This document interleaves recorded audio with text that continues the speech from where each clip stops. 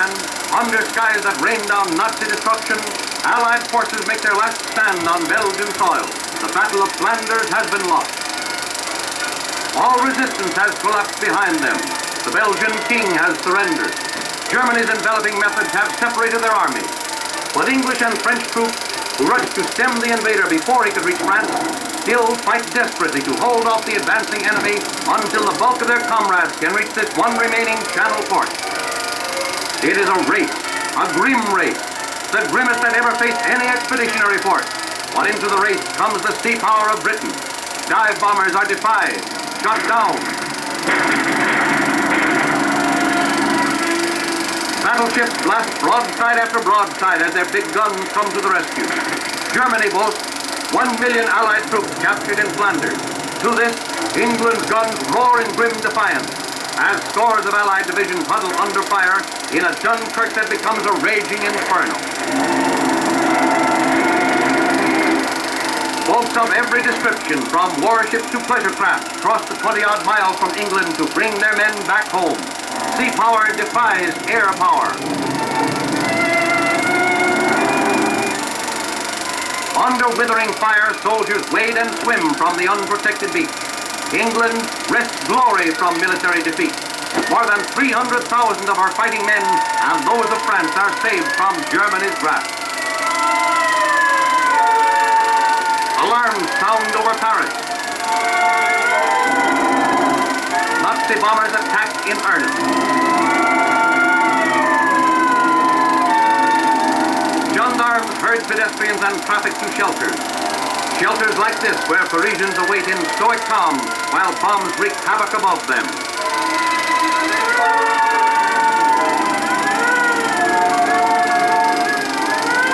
Wave after wave of swooping hawks. With dreadful warnings of the fate ahead bursting from the skies, the homes and streets of civilization turned into a battlefield as German columns reach with claw-like thrusts toward Paris from the north, west, and east.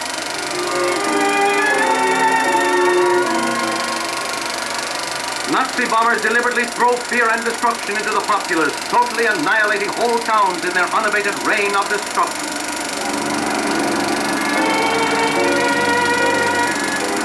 Hospitals are not spared. Paris and her suburbs suffer their first bitter taste of war from the air.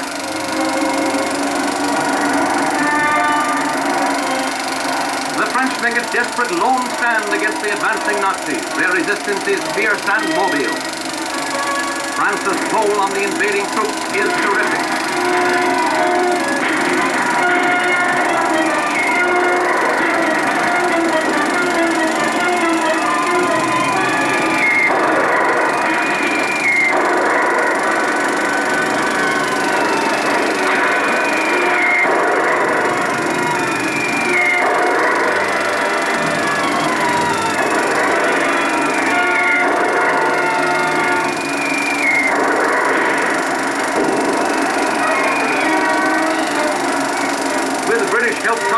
Belgians surrendered, France chooses orderly retreat.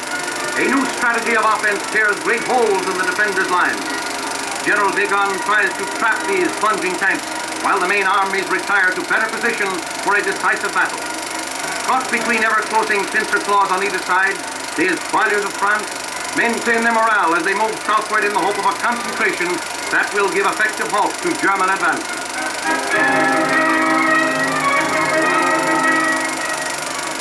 Dive bombers constantly hamper the march, and refugees cringe and crouch in ditch and field as enemy planes fly low. Endless columns of civilians choke the road, all under fire as the highways are shared with fighting forces. Refugees by the hundreds of thousands from northern France, from Belgium, women, children, elderly people, thrust into a blank future with every tie to peace and the past torn from them. Farther and farther, faster and faster, the enemy penetration proceeds. Towns and villages in their path are doomed to smoking ruin.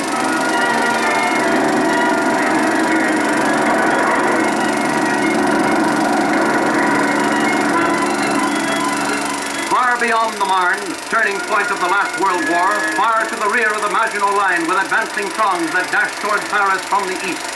On from the north with incredible swiftness to a point where Paris can be seen with the naked eye.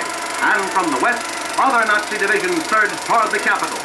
Cities, town, arms, whatever lies in the way of every approach is laid in wait, caught in the invaders' pinching attack.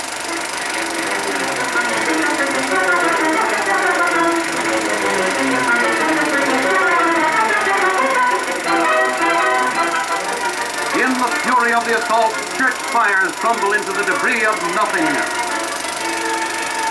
But every inch is hard fought. Germany pays dearly for its gains. France's air aces challenge the oncomer. A last frantic effort is made to retard the enemy.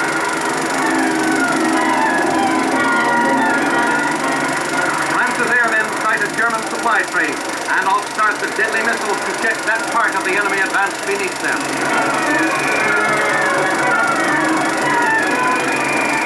Another batch is released, and far below, a direct hit is scored.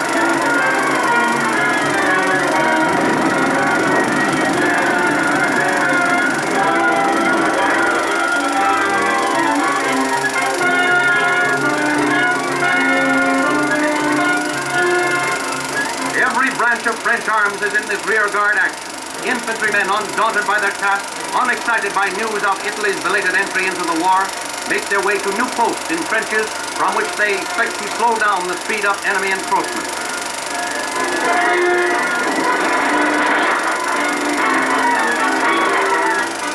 French artillery gets the range, and the shells of their guns scream toward the crowded enemy's rear.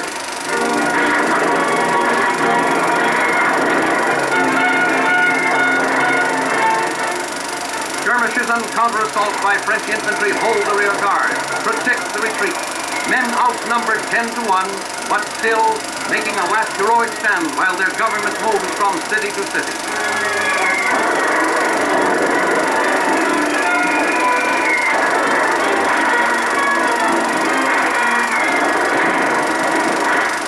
French tanks meet Nazi tanks. Fierce encounters, bitter resistance, bravery against overwhelming odds.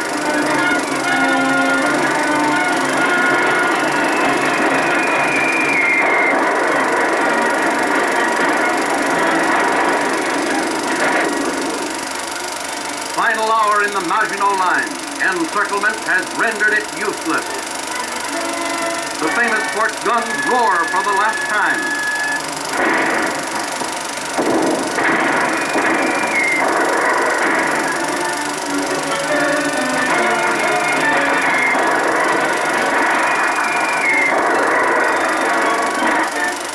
The battle here is over.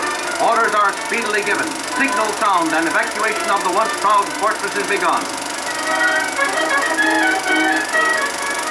As the men of the mighty garrison hasten to escape certain capture if they remain, the people of France are asked by their new leaders to lay down their arms, to stop the fight. Marshal Pétain becomes French premier. 38 days after Germany entered the lowlands, he sues for peace. The terms of the Axis powers are accepted.